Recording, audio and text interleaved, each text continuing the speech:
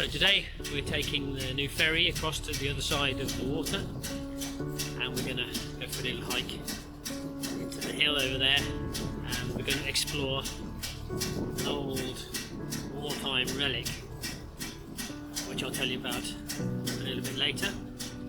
It's still pretty cold. It's only just over, or should I say just under freezing, but as you can see from here there's quite a bit of ice floating by.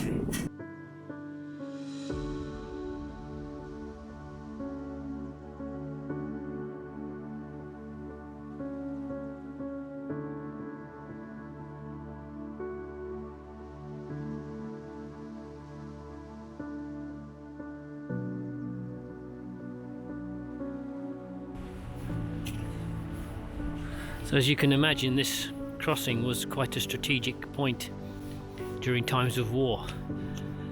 This small waterway basically is the entrance to the Fjord, and so any traffic that needed to come into Drammen would have to pass through this small waterway.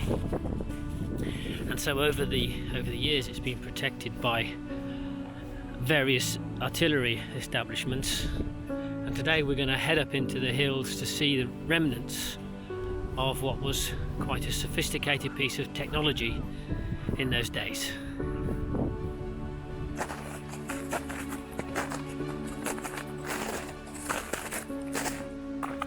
Quite a steep climb up into the woods here, and a bit dodgy underfoot with the ice, so we've actually got our crampons on again today.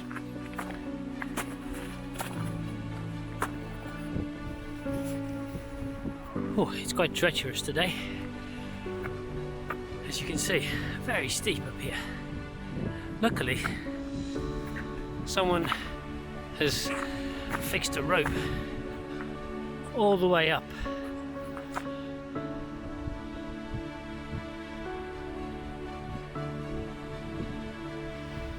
And I can tell you, you need it, because the thick ice on the ground, even though we've got crampons on, would be impossible to walk up here today without this rope.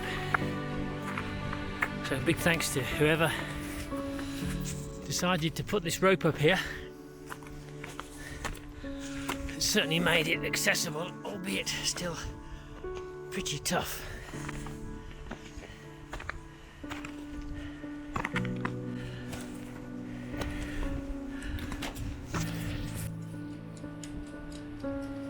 So we made the summit, and now it's time to get the bacon on. It's quite windy up here, so we've had to find refuge behind some large stones, otherwise the gas would blow away. So this is the approach to Svelvik from the sea. You can see the town there. Now, in terms of the defences, this was a fort. And the important thing here was to know if an enemy ship was approaching, how far away the ship was, so they could set the guns to the correct angle and have a chance of hitting it. So they developed something called an orograph.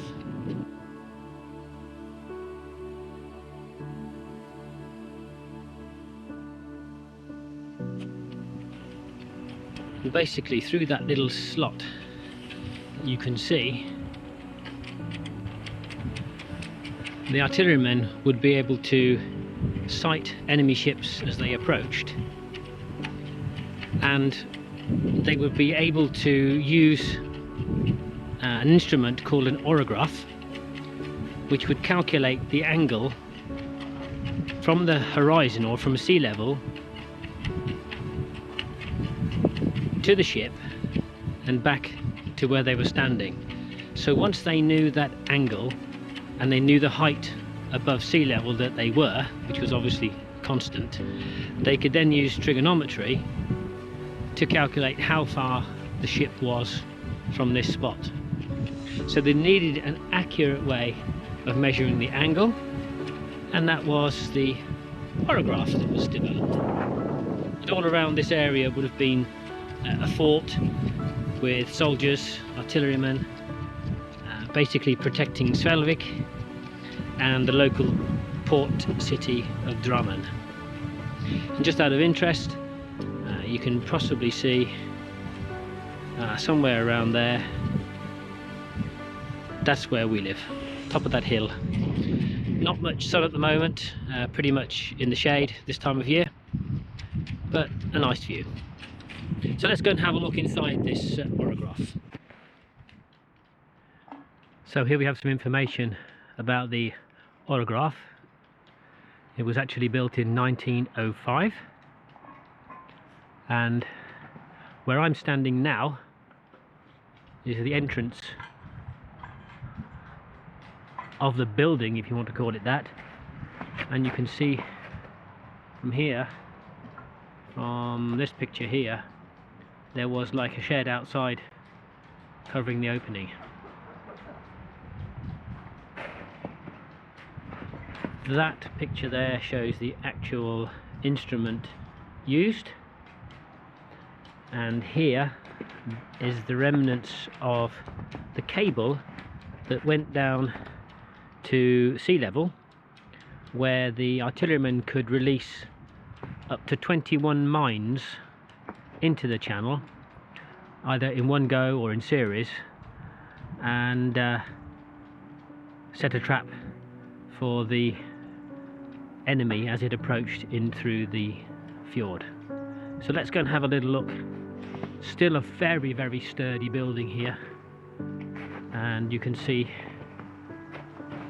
there are the steps made out of granite, probably. Getting a little dark in here now.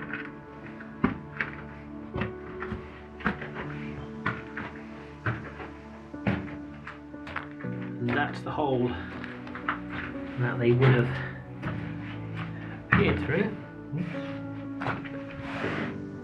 And you can see now the view that they had across into the oncoming sea. Amazing. And then we go back out down the steps. There's nothing like a bacon sandwich in the open air.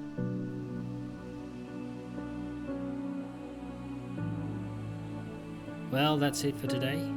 Hope you enjoyed our little trip with us, and we look forward to seeing you in the next one.